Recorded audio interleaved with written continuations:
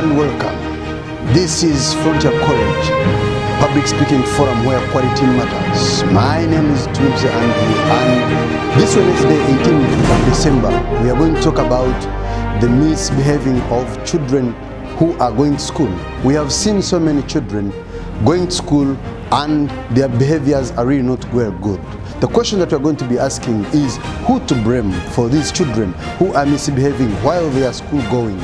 Is it the parents, or we blame the teachers for having children who are misbehaving in our society?